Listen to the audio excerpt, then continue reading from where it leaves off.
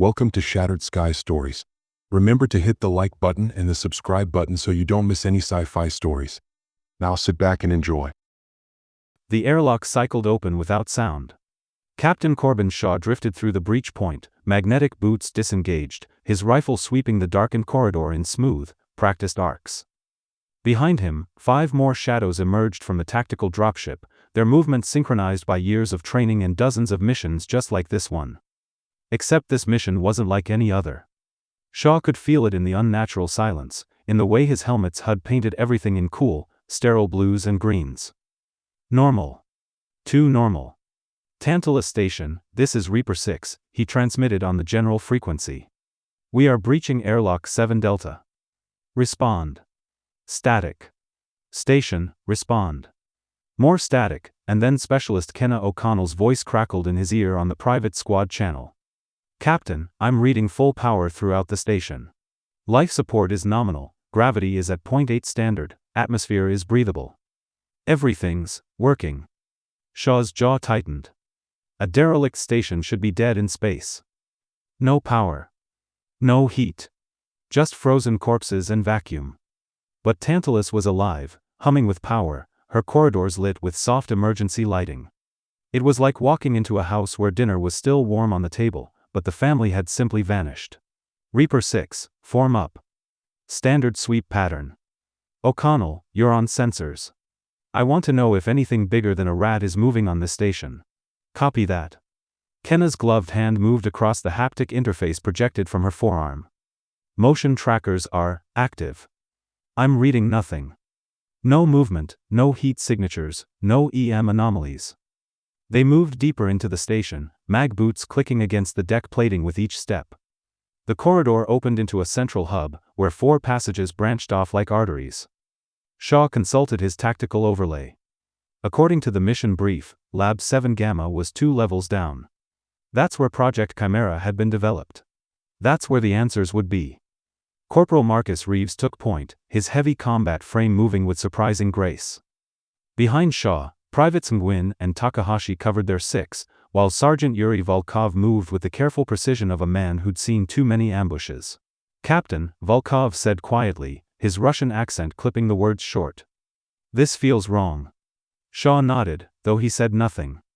Volkov was right. In 20 years of military service, Shaw had breached dozens of hostile stations. There were patterns to death, scorch marks from firefights, hull breaches from explosions, bodies arranged in defensive positions. Evidence of struggle. Evidence of fear. Tantalus Station showed none of that. The walls were pristine. The lighting was perfect. Even the air tasted recycled but clean. They found the first body in Lab 3 Alpha. Reeves spotted it first, raising his fist in the silent signal to halt. Shaw pushed forward, his rifle's barrel light cutting through the shadows of the laboratory. The beam found clothing first, a white research coat billowing slightly in the recycled air current. Then it found the body. Dr. Sarah Mendez, according to the ID badge still clipped to her chest. She floated in the center of the room, suspended in zero gravity like a grotesque puppet. Her body was a ruin. Deep lacerations crisscrossed her torso, her neck bent at an impossible angle, and a frozen cloud of blood droplets hung around her like a crimson halo. Her eyes were wide open, locked in an expression of absolute terror. Jesus Christ, Nguyen whispered. Shaw moved closer, his boots engaging with a soft magnetic thunk as he activated the lab's localized gravity. The body dropped to the floor with a wet sound. He knelt beside it, his gloved hand checking the corpse's temperature through his suit's sensors. She's been dead for approximately 72 hours, Shaw said. O'Connell, check the room's access logs. Kenna was already moving to the wall terminal, her fingers dancing across the interface. A moment later, her voice came through with an edge of confusion. Captain, the logs show this lab was sealed 4 days ago. No entries, no exits. The environmental seals weren't breached until we opened the door just now. That's impossible, Takahashi said. Shaw stood slowly, his eyes scanning the laboratory. It was perhaps 20 meters square, filled with research equipment, specimen chambers, and banks of humming servers. The walls were solid titanium alloy. There were no vents large enough for a person to crawl through. The single door they'd entered was the only way in or out. Run it again, Shaw ordered. Kenna's fingers moved faster. Same result. The last access was Dr. Mendez herself, 4 days ago. She sealed the lab from the inside. According to the station AI, she was alone. Reeves circled the room, his rifle raised. So what killed her? No one answered. Shaw accessed the station's communications log through his command interface. Tantalus sent a distress beacon 18 hours ago. Automated, no voice transmission. The message was simple: Project Chimera containment failure. All personnel Kia. Do not board. He looked at his squad. Command sent us anyway. To recover the data, Volkov said. It wasn't a question. To recover the data, Shaw confirmed. Project Chimera was listed as a bioweapon prototype developed for use against enemy command structures. High-value target elimination. That's all we were told. Kenna pulled up her tactical map. The primary research lab is Lab 7 Gamma, 2 levels down. If Project Chimera was real, that's where it would have been developed. Shaw nodded. Then that's where we go. Reeves, Volkov, take point. Everyone stay sharp. Whatever killed Dr. Mendez might still be on this station. They moved through the corridors in a tight formation, passing more signs of death. A severed hand floating in the junction between decks.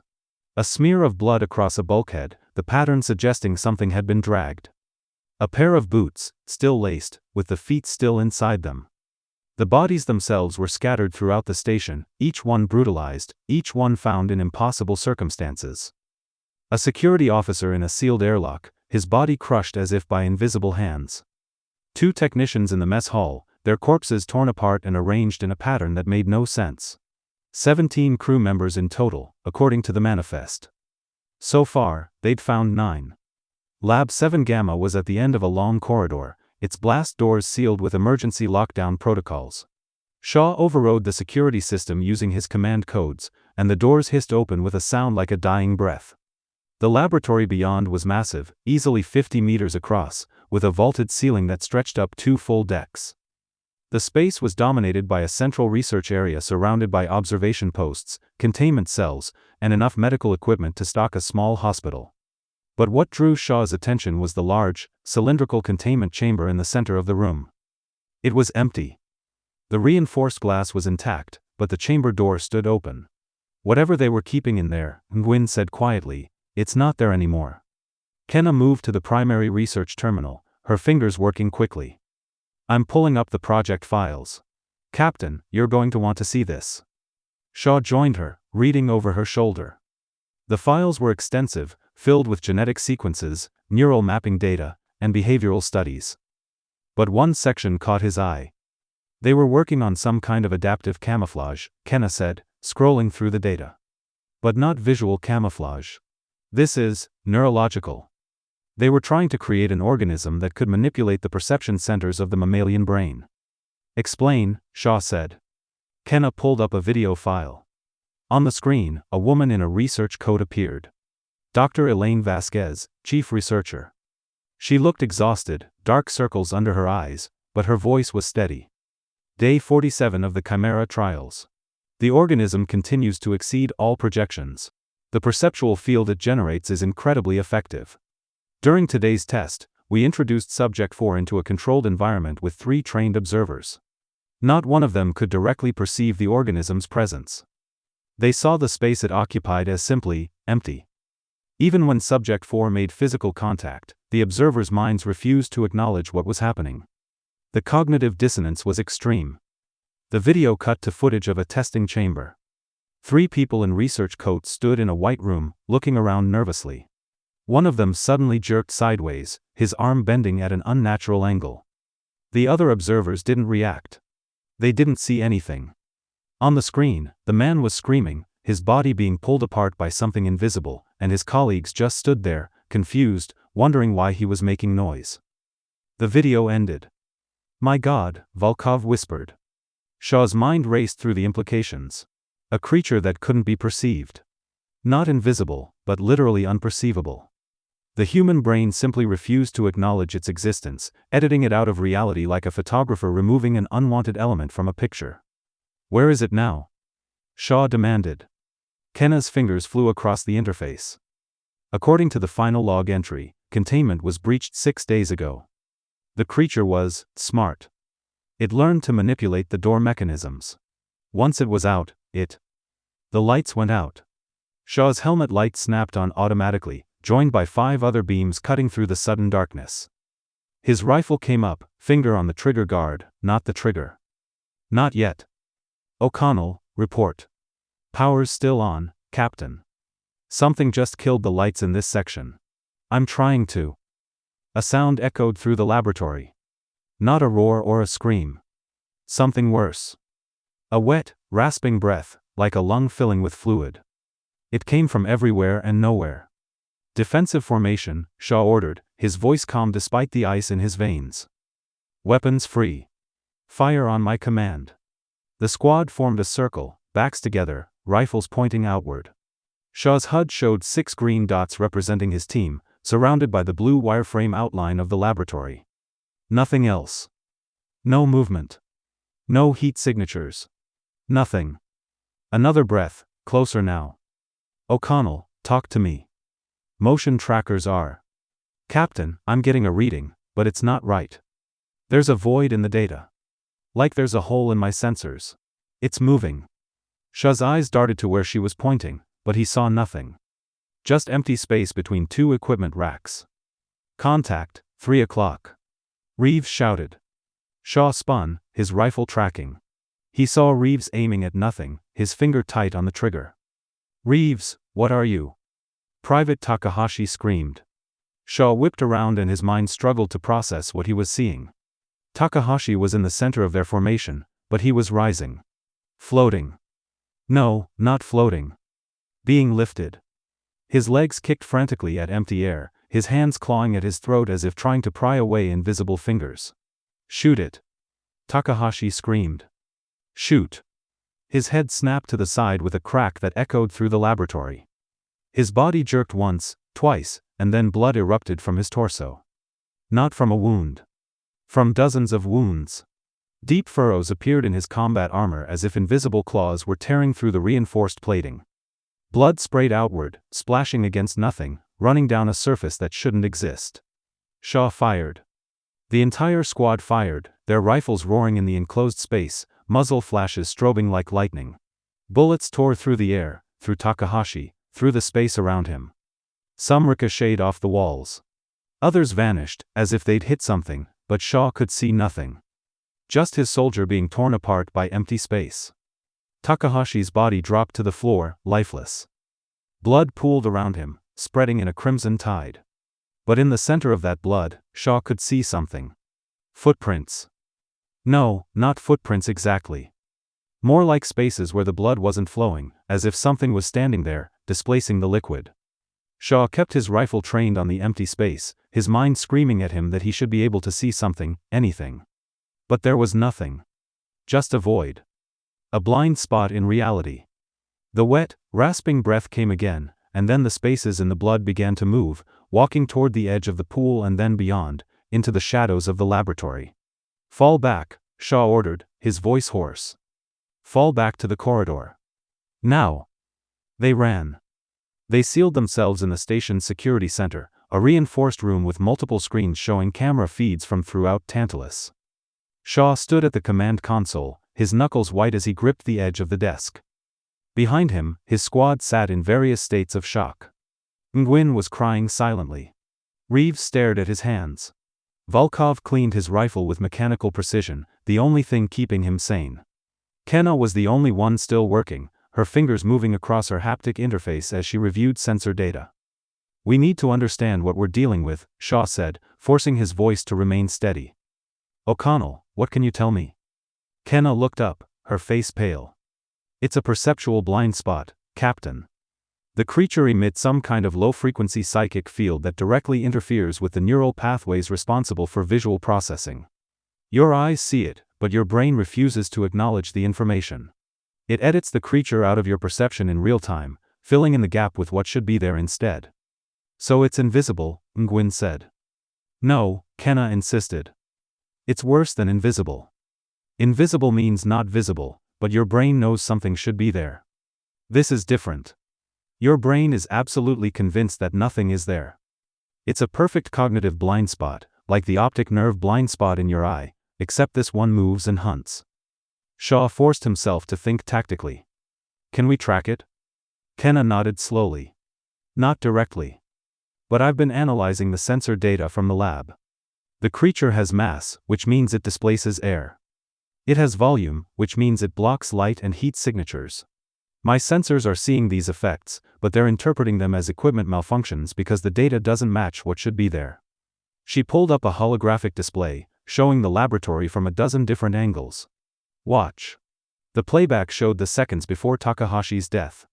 In the thermal overlay, there was a space where heat simply didn't register correctly, a cold spot that moved with purpose. In the motion tracker data, there was a void, an absence of information roughly 2 meters tall and half a meter wide.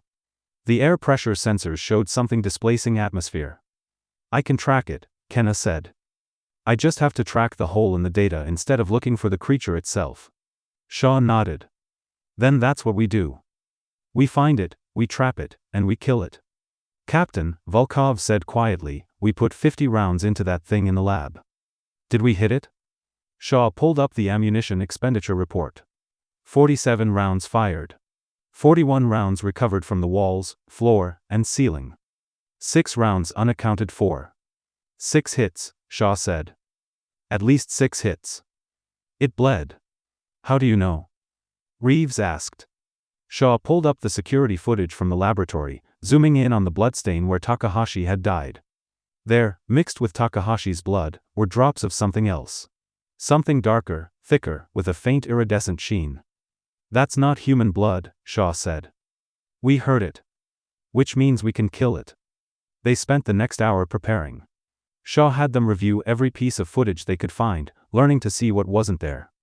The creature left traces everywhere, dents in bulkheads, scratches on the floor, even a smear of its dark blood on a door frame. Once Shaw knew what to look for, the station's pristine appearance became a lie. The creature had been everywhere, marking its territory. Kenna rigged motion sensors throughout their secured corridor, programming them to alert for the telltale voids in data that indicated the creature's presence. Volkov jury-rigged incendiary rounds for their rifles, reasoning that if they couldn't see it, they could at least burn it. Reeves wanted to flood an entire section with sealant foam to trap it, but Shaw vetoed the idea. They had no way to know if the creature could survive without oxygen. The security feeds showed the rest of the station in stark detail. 8 more bodies found by the cameras, each one killed in the same brutal fashion. The creature was hunting, and it was thorough. Captain, Kenna said, pointing to one of the screens. I've got a void in the data. Junction 7 Baker, moving toward our position. Shaw stood, grabbing his rifle. How long until it reaches us? At current speed, 3 minutes. Everyone up. Volkov, Reeves, you're with me. Nguyen, you stay here with O'Connell. If something happens to us, seal this room and wait for extraction. Nguyen's eyes widened. Captain, That's an order, Private. They moved into the corridor outside the security center, spreading out to create a kill zone. Shaw positioned himself at the far end, with Volkov and Reeves flanking him on either side. Their rifles were set to full automatic, loaded with Volkov's incendiary rounds. O'Connell, Shaw said quietly, guide us. Where is it?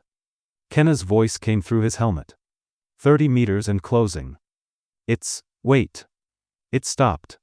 Shaw's finger moved to his trigger. Where? 20 meters. It's not moving anymore. It's just standing there. It knows we're here, Volkov whispered.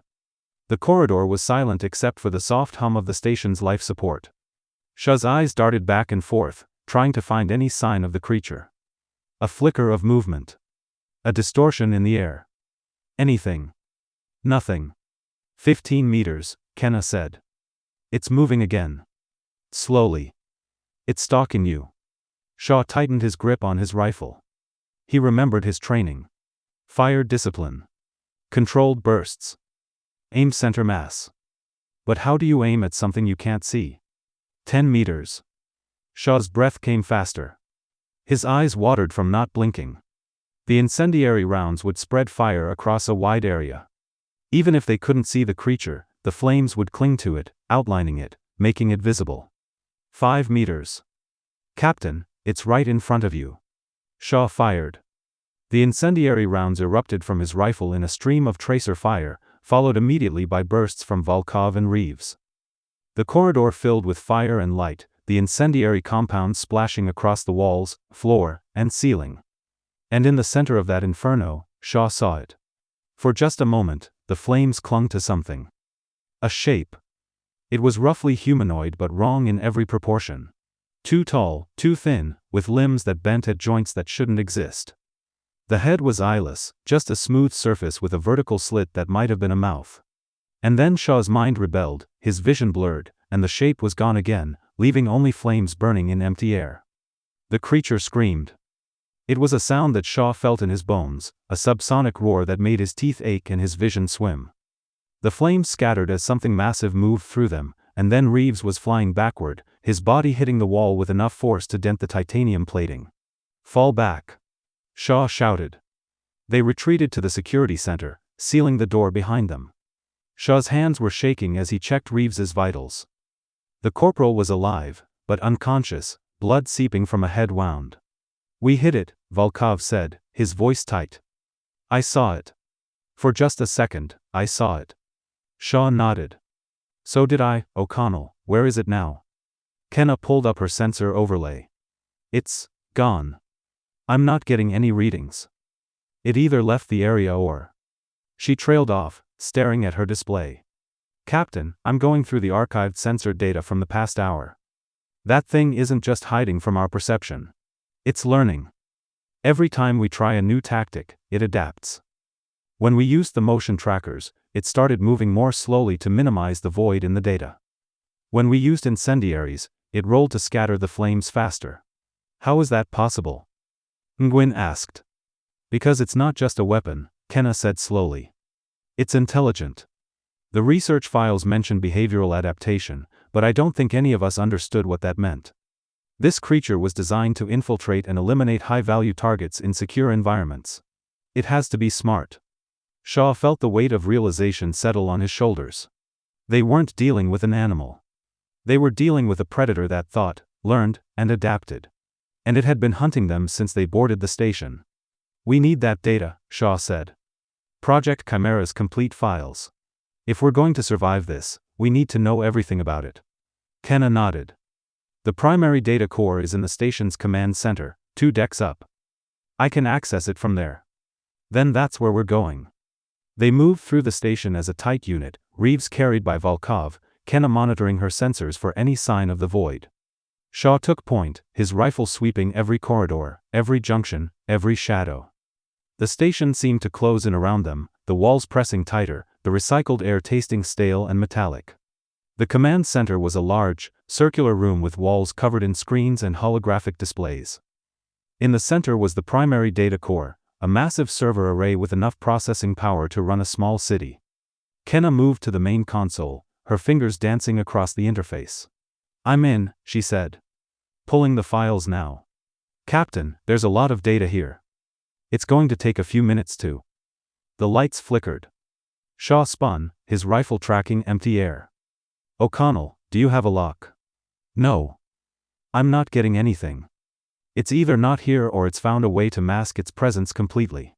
Shaw's instincts screamed at him. The creature was here. He could feel it, a predatory presence that made his skin crawl. But where? "Got it," Kenna said. "Downloading now. Captain, there's a video file flagged as high priority. I think you should see this." Shaw moved to stand behind her as she pulled up the file. On the screen, a woman appeared.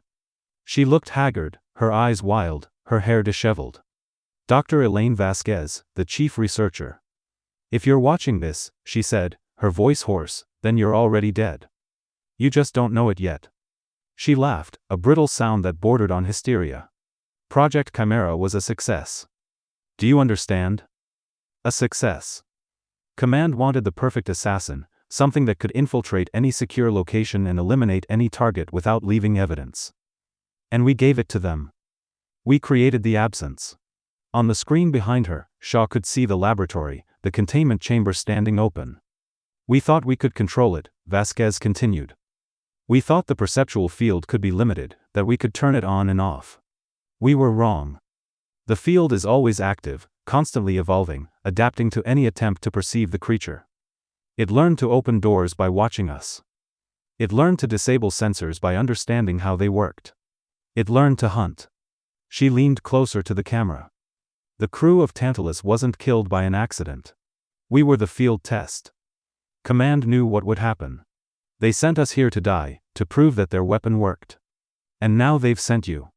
Shaw's blood ran cold. You're not a rescue team, Vasquez said. You're the second field test. They want to see if trained soldiers can survive what scientists couldn't. They want to see if their weapon can kill men with guns. The video ended. The room was silent except for the hum of the servers and the sound of Shaw's own heartbeat thundering in his ears. Captain, Volkov said quietly, are we the mission, or are we the target? Shaw didn't answer. He didn't need to. They all understood now. The mission briefing had been a lie. The promises of extraction had been a lie. Everything had been a lie. They had been sent here to die, to prove that the absence was the perfect weapon. O'Connell, Shaw said, his voice like gravel, tell me you downloaded those files. I got them, Captain. Complete research data, behavioral studies, genetic sequences, everything. Good. Shaw's mind was racing, formulating a new plan. Not survival. Something else. Can you broadcast those files on an open channel? Kenna blinked. Yes. But Captain, that data is classified at the highest level. If I broadcast it, you'll expose what Command did. What they're planning to do. Shaw turned to face his squad. We can't kill this thing. We've tried. But we can make sure everyone knows it exists. We can make sure the truth gets out. They'll bury us for it, Nguyen said. Shaw nodded. Probably. But at least the absence will be buried with us. A sound echoed through the command center. That wet, rasping breath. It's here, Kenna whispered, her eyes locked on her sensor display. Captain, it's right. Volkov's head snapped back, his body lifted into the air. Blood erupted from his throat, spraying across Shaw and Nguyen. The big Russian tried to scream, but his severed windpipe only produced a wet gurgle. His body jerked and spasmed as invisible claws tore through his armor, his organs, his bones. Shaw fired blindly into the space where Volkov hung suspended, his incendiary rounds painting the air with fire. For just an instant, he saw it again. That impossibly tall, impossibly thin shape, its eyeless head turning toward him with predatory focus. Then Volkov's body dropped, and the shape was gone. Move! Shaw shouted, grabbing Kenna and pulling her toward the door. Nguyen was right behind them, firing her rifle back into the command center, her bullets sparking off the servers and walls. They ran. They barricaded themselves in the station's communications hub, a small, heavily reinforced room designed to withstand everything from explosions to radiation. Shaw sealed the door with his command codes, then welded it shut with a plasma torch for good measure. If the absence wanted them, it would have to tear through 1/2 meter of reinforced titanium. There were only 3 of them left. Shaw, Kenna, and Nguyen. Reeves had died somewhere in the mad dash through the corridors, his body left behind, another corpse for the absence's collection. Captain, Kenna said, her voice shaking, what's the plan? Shaw looked at the communications array, at the high-gain antenna that could broadcast a signal across the entire sector. An idea was forming, terrible and necessary. We're going to give them exactly what they want, Shaw said slowly. A field test. But we're going to make sure everyone sees it. He pulled up the station's sensor array, the same systems Kenna had been using to track the absence. With a few modifications, he could calibrate them to create a perfect, high-resolution recording of the creature's effects. Every void in the data. Every distortion in the thermal imaging. Every impossible space where something existed but couldn't be perceived. We're going to bait it, Shaw continued. We're going to bring it into a controlled environment, record what it does, and broadcast that recording on every open channel in the sector. Fleet command, civilian networks, news stations, everything. By the time they shut us down, millions of people will have seen the absence at work. Captain, Nguyen said quietly, to get a good recording, someone has to be in the kill zone.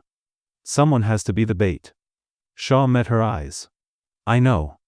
Kenna worked quickly, modifying the sensor array to focus on a single room, the station's main airlock, a large chamber with clear sight lines and multiple sensors.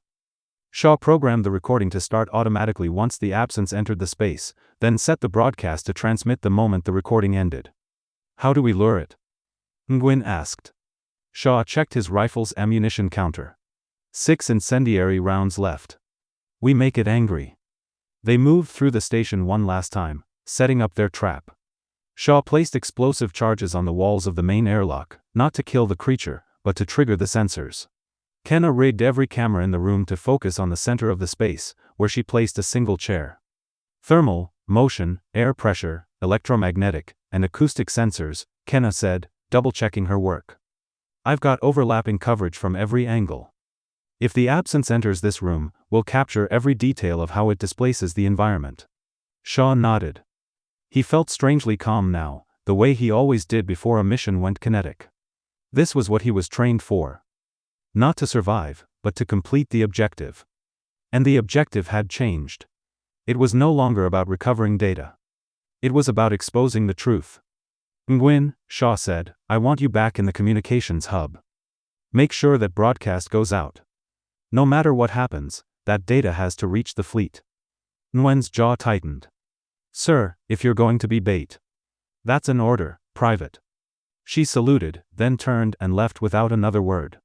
Shaw and Kenna stood in the airlock, looking at the chair in the center of the room. The sensors hummed around them, ready to record. Captain, Kenna said softly, who's sitting in that chair? Shaw handed her his rifle. You are. I'll be the one who makes it angry. Before she could protest, he pushed her toward the chair. She stumbled, then caught herself, her eyes wide with shock and betrayal. I'm sorry, Shaw said. But you're the only one who can monitor the sensors, make sure we get a clean recording. I need you alive long enough to verify the broadcast. Captain, you can't. Yes, I can. He moved to the doorway, his hand on the control panel. When the recording starts, you stay in that chair no matter what happens. You watch the data, not me. Understand? Kenna's hands were shaking. Sir, Do you understand? She nodded slowly, tears streaming down her face. Shaw initiated the sensor array, then triggered one of the explosive charges on the far wall. The detonation was small, controlled, but loud enough to echo through the entire station. That should get its attention, Shaw said. He pulled out his sidearm, checking the magazine. Standard rounds, not incendiaries. He wanted the creature angry, not scared off. O'Connell, I need you to guide me. Tell me where it is. Kenna wiped her eyes and pulled up her haptic interface. For a long moment, there was nothing. Then her breath caught. Contact. Junction 4 Alpha, moving fast toward our position. Captain, it's not being cautious anymore. It's hunting. Shaw stepped back into the corridor, leaving the airlock door open behind him. He could see Kenna sitting in the chair, her face pale in the harsh lighting. That's right, Shaw muttered to the empty air. Come and get me. He fired his sidearm into the ceiling, 3 shots that rang like bells through the station. 50 meters, Kenna said. 40. 30. Shaw started backing toward the airlock, his gun raised. He couldn't see anything, but he could feel it. That predatory presence, closing in. 20 meters. Captain, it's right in front of you. Shaw fired. The bullet disappeared into empty air. He fired again. And again. His magazine ran dry, and he dropped it, not bothering to reload. 10 meters. 5. Captain, you need to get into the airlock. Now. Shaw turned and ran, diving through the doorway. Behind him, he heard that wet, rasping breath, close enough to feel the air move. He hit the ground hard, rolled, and came up on his knees. His hand slammed down on the airlock door control, and the heavy titanium hatch began to close. Too slowly. Far too slowly. The absence came through the opening like a nightmare, its presence filling the room even though Shaw still couldn't see it clearly. Kenna screamed, her eyes locked on her sensor display, watching the void in the data take shape. Shaw scrambled backward as the creature advanced. He could see the effects now, the way the air seemed to part around something, the way the floor dented under invisible weight. And in his peripheral vision, for just a second, he saw the outline. That too tall, too thin shape with limbs that bent wrong and a head with no eyes. Then his vision blurred, and it was gone again. The creature grabbed him. Shaw felt invisible hands close around his throat, lifting him off the ground. His legs kicked frantically, his hands clawing at nothing, finding only air where something solid should be. He couldn't breathe. His vision darkened at the edges, tunneling down to a single point of light, and he wondered distantly if this was how all the others had died, strangled by empty air, their minds refusing to acknowledge their killer until the very end. Recording active. Kenna shouted, her voice cutting through the roaring in Shaw's ears. Captain, I've got it. The sensors are capturing everything. Shaw managed to turn his head just enough to see her through the haze of oxygen deprivation. She wasn't looking at him. Good. She was staring at her display, her face illuminated by the glow of cascading data streams, watching the absence through the only lens that could truly see it. Her fingers danced across the haptic interface, adjusting parameters, maximizing resolution. The creature's grip tightened. Shaw felt his ribs creak under the pressure, felt something tear deep inside his chest cavity. Blood filled his mouth, copper and hot. He tried to speak, to tell Kenna to send the broadcast, to finish what they'd started, but no words came out. Only blood, spraying from between his clenched teeth. Then, impossibly, the creature loosened its grip. Shaw dropped to the floor like a discarded puppet, his body hitting the deck with a wet thud. He gasped desperately, blood spraying from his lips with each ragged breath. He looked up through blurred vision, trying to understand. The absence stood over him, he could sense its presence, feel the weight of its regard even if he couldn't see it clearly. That eyeless head tilted in what might have been curiosity, or perhaps satisfaction. And Shaw realized with cold, creeping horror what was happening. It was waiting. Waiting for him to recover just enough. Waiting to continue the hunt. Because this wasn't about killing efficiently. If it wanted him dead, he'd already be a corpse cooling on the floor. No, this was about something else entirely. About demonstrating dominance. About proving that nothing could hide from it, nothing could escape it, nothing could survive it. The absence wasn't just a weapon anymore. It had transcended its programming. It was an apex predator, and it wanted its prey to understand exactly, precisely, completely how helpless they were before it ended them. Kenna, Shaw rasped, his voice barely a whisper, the broadcast. Send it. Now. Her fingers moved across her interface. Uploading. Captain, the file is massive. It's going to take 30 seconds to. The creature's head snapped toward her. Shaw saw his chance. He lunged forward, not at the absence, but at Kenna. He slammed into her chair, knocking her and her interface to the ground, placing his body between her and the creature. The absence struck. Shaw felt something pierce his back, tearing through his armor, his ribs, his lung. He screamed, a wet, bubbling sound. Another strike, and his left arm hung useless, shredded. Another, and he felt his spine crack. But he kept his body between Kenna and the monster. 20 seconds, Kenna sobbed, her hands shaking as she worked. 15. Captain, please, just hold on. Shaw couldn't feel his legs anymore. He was on his knees, his blood pooling on the floor, forming that terrible pattern again. The spaces where the blood didn't flow. The footprints of something that shouldn't exist. The absence circled him slowly. Shaw could hear it breathing, that wet, rasping sound. It was savoring this. Taking its time. 10 seconds, Kenna whispered. Shaw looked up at where the creature should be. He still couldn't see it, not really. His brain still refused to process what his eyes were telling it. But he could see the blood on its invisible form, running down a surface that his mind insisted wasn't there. You're a weapon, Shaw said, his voice a bloody wheeze. But so am I. The absence struck again, and Shaw's world exploded into pain. Broadcast sent. Kenna screamed. Captain, it's out. The whole sector is receiving it. Shaw smiled, blood running down his chin. He'd done it. They'd done it. Every ship in the sector was now receiving high-resolution sensor data showing a soldier being killed by something that didn't exist. The data couldn't be denied, couldn't be buried. The absence was no longer a secret weapon. It was just a monster everyone knew about. The creature seemed to sense the change. Its breathing quickened, and Shaw felt its presence shift, as if it understood that something fundamental had altered. Then the station's PA system crackled to life. "Attention Tantalus Station," a cold, emotionless voice said. "This is Fleet Command. We have received your unauthorized transmission. Your actions constitute a breach of Security Protocol Omega Black. Immediate termination authorized." Shaw's blood went cold. "Captain," Kenna whispered, her eyes wide with horror as she looked at her tactical display. "The station's external defense turrets. They're powering up. They're targeting this section." Shaw forced himself to turn, to look at the display. Sure enough, the automated defense systems were coming online, their massive rail guns rotating to aim at the communications hub, at the airlock, at them. "They're going to kill us," Kenna said numbly. "Our own fleet is going to kill us." Shaw laughed, a painful, bloody sound. "They can't let us leave. We know too much." The PA system crackled again. "You have 30 seconds to surrender. Lay down your weapons and await retrieval." "Retrieval," Nguyen's voice came over their private channel, bitter and angry. "They mean body bags, don't they?"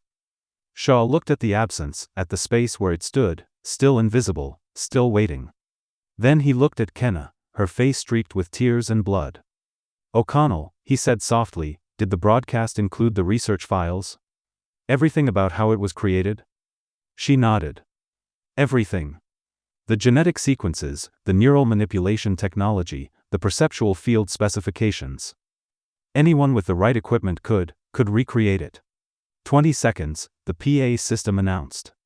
Shaw's mind raced. They'd exposed the absence, proven it existed. But they'd also handed the blueprint to the entire sector. Every government, every military, every terrorist cell with enough resources could now build their own perceptual predator. They hadn't just exposed a weapon. They'd unleashed it. "Captain," Kenna whispered, "what have we done?" Shaw didn't answer. He couldn't. Because he didn't know if they'd saved lives or condemned millions to die. The absence was a perfect assassin, invisible to perception, impossible to track. And now everyone knew how to make one. 10 seconds. The absence moved suddenly, its presence shifting toward the airlock door. Shaw watched in amazement as the door began to open, the creature manipulating the controls with terrifying intelligence. It was leaving. Abandoning them to their fate. Or perhaps just ensuring its own survival. 5 seconds. 4. 3. Kenna grabbed Shaw's hand, squeezing tight. "Sir, I need you to know, it was an honor." Shaw squeezed back with what little strength he had left. "The honor was mine, Specialist." 2. 1. The rail guns fired. The first shot tore through the hull of the communications hub, the hypervelocity round punching through titanium like tissue paper. The atmosphere explosive decompressed, and Shaw felt himself being pulled toward the breach. Kenna's hand slipped from his as she tumbled toward the void. The second shot hit the airlock, and the entire section shuddered. Shaw's broken body was thrown against a bulkhead, and he felt something inside him rupture finally, completely. As the station tore itself apart around him, as the vacuum pulled the air from his lungs and the cold of space seeped into his bones, Shaw's eyes found the space where the absence had been. It was gone. Somewhere in the chaos of the station's death throes, the creature had escaped. It was out there now, in the black, drifting through the void. Waiting to be found. Waiting to be used. Or perhaps, Shaw thought as consciousness faded, waiting to find another ship, another station, another crew to hunt. His last thought was a simple one: we should never have looked for it. We should have let it stay blind.